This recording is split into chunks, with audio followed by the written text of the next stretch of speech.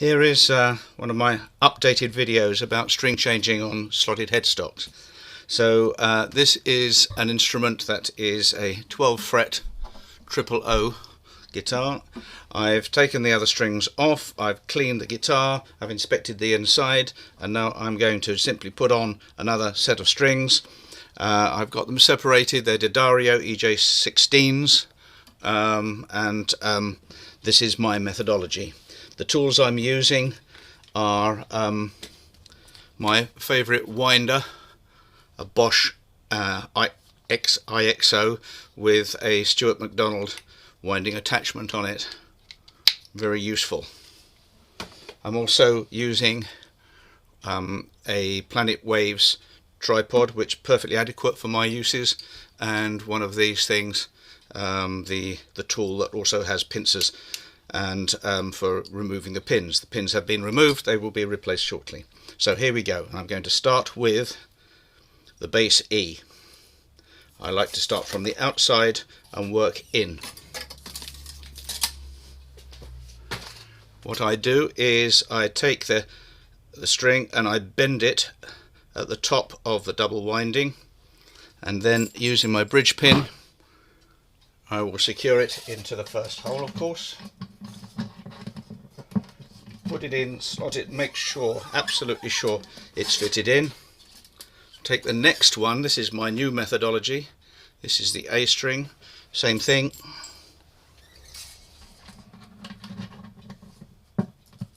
That's firm. Then I'm going to go into these ones. My outside in methodology applies to the way that the strings are put on the headstock. I will show you this once I've done it.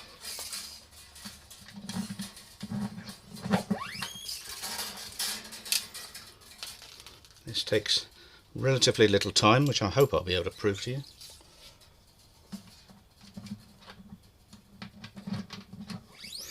And when I've done this with all of the strings, I will show you by moving the guitar to the camera, because the camera is balanced on a shelf above my work surface.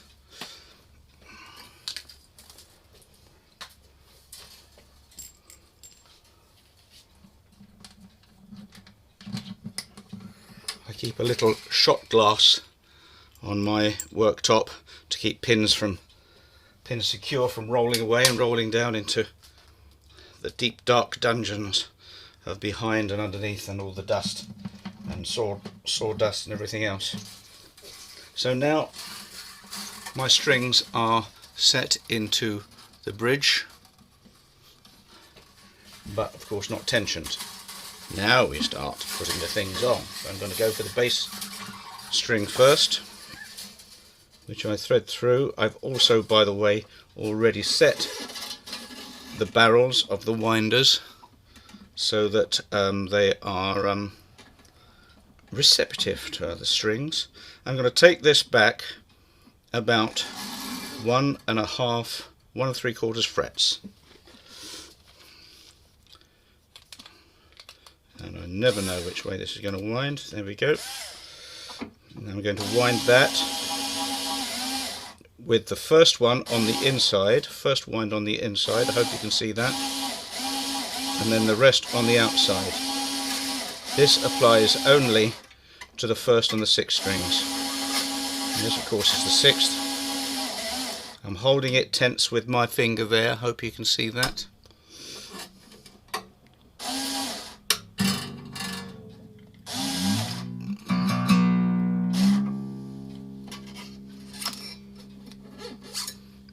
No cutting of the string, but we'll put it out of the way. Now I'm going to go to the top E. The top E, the first string, threaded through in the same way. My ancient older eyes can find the hole, yeah. And then a good 2 frets. A good 2 frets. Again, first one on the outside, and then over on the inside. Or the other way, sorry. The first one on the inside, the rest on the outside, or the first and the sixth only. The reason I do this is my logic. is to keep that angle as straight over the nut as possible.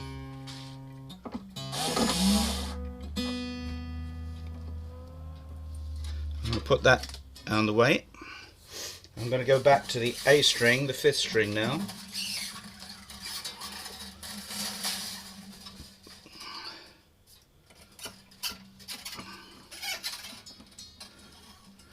And I'm going to give this one about 1 3/4. This is not crucial. And I'm going to go outside, see that? And then inside.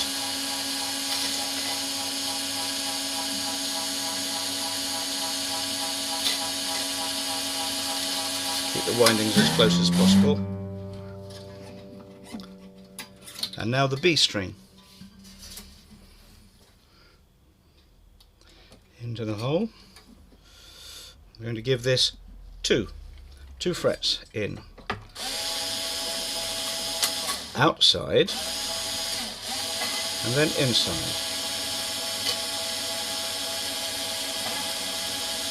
Keeping the string tensioned with my right hand.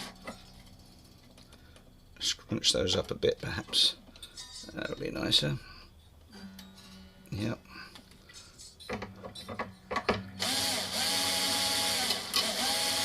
It's in the nut now.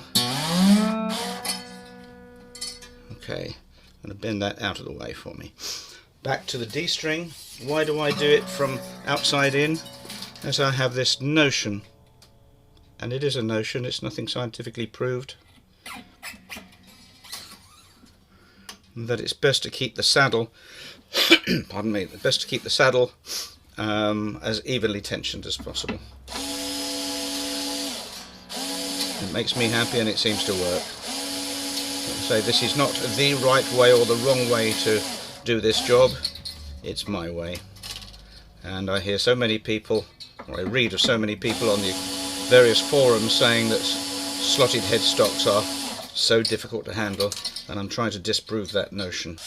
It's just a matter of technique. I'm getting up, I'm going to put that into the slot in the nut now. I'm not bothering about tuning at this point, obviously. And the last one, the G string.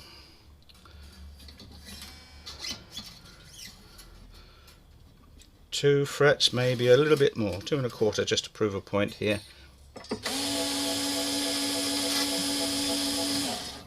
Outside and then inside.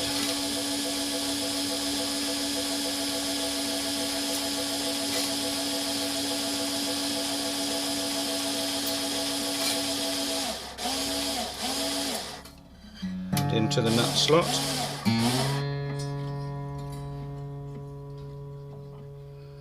There we have it. That one's a bit wider, that could have been pushed in, but I'm not going to delay things. Now I'm going to tune up, and of course the first tuning gets you in an area. That's coming out towards the D, G,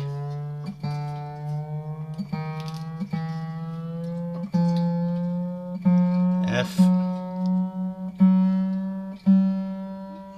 G,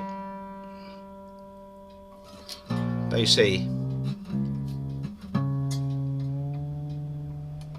Often better to tune to the harmonic, especially on the lower strings, depending on your tuner. This obviously is a snark. I don't use snarks on stage, but I think they're good in the workshop, but they're too fragile for stage work. Bought 3 and 2 were destroyed within the first couple of weeks.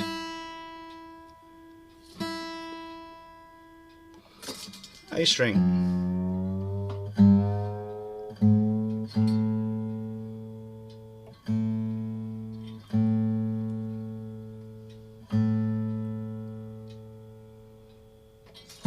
B string is the last one to go.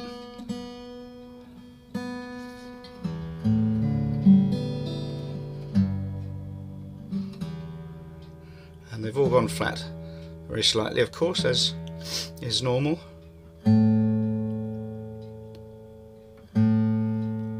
just literally fine-tuning.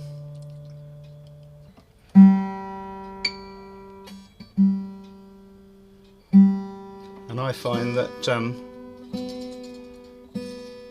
if I put this guitar away and got it out in 24 hours time, that all the strings would be pretty much in tune with each other, but they would be flat.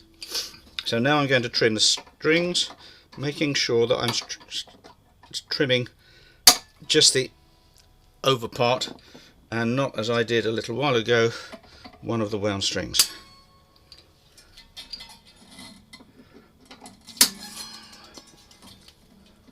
Under or over, doesn't really matter,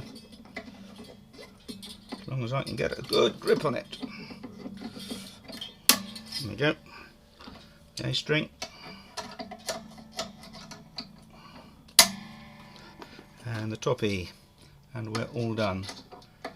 And that's a pretty tidy tune-up.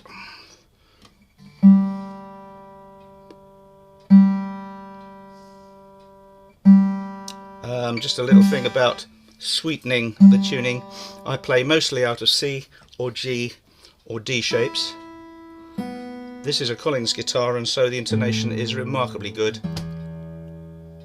But I will tend to tune that note to a G, yeah, that's okay. That one to a B, yeah, those two open.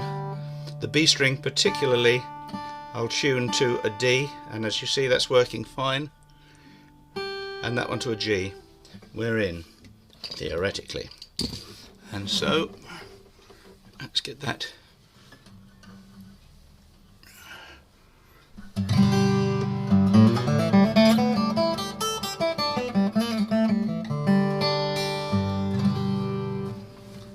Yeah, that wasn't too painful, was it? I hope that was helpful. Thank you.